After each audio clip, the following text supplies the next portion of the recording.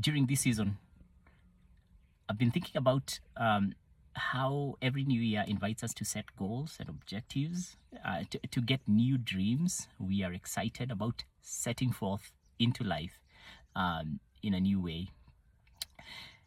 And one thing I have observed is that there are two kinds of objectives that we set for ourselves. We like to set for ourselves outer objectives, what I would call outer objectives. Outer objectives are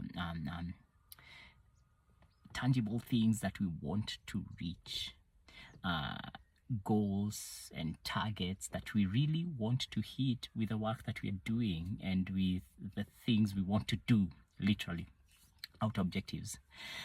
But there are some powerful objectives that can so easily miss out on our list. And I would call them inner objectives. Here's an example. I would like to be more peaceful this year, more happier. I would like to be more rested. So those are some inner objectives.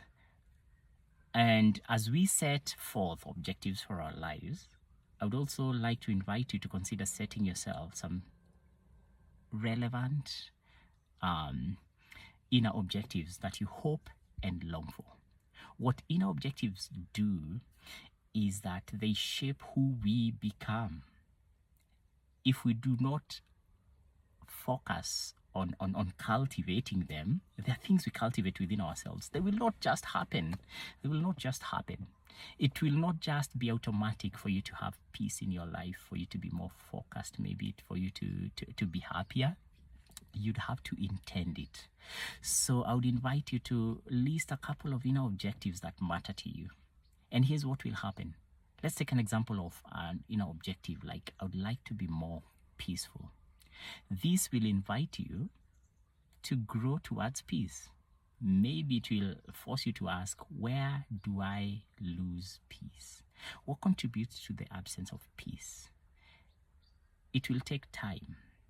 It will take reflection. It will take digging deeper within so that you can see what it is that you're hoping for and that you're longing for.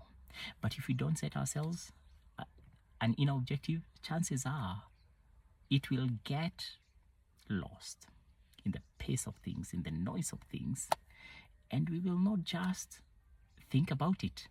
So, good friend, as you go forth into 2025, set yourself some inner objectives. A few examples are those you've mentioned: peace, rest, happiness, joy.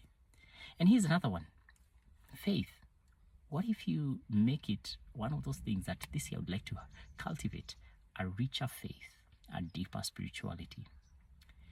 And here's the thing: the inner objectives we set ourselves for, we set for ourselves, greatly impact who we are and even impact how we go about attaining our outer objectives. They are powerful and they are worth thinking about. So what are your inner objectives for 2025? Do you need some guided conversations with someone to look into that? Do you need to list and reflect? Do you need to take some time out? It's still January.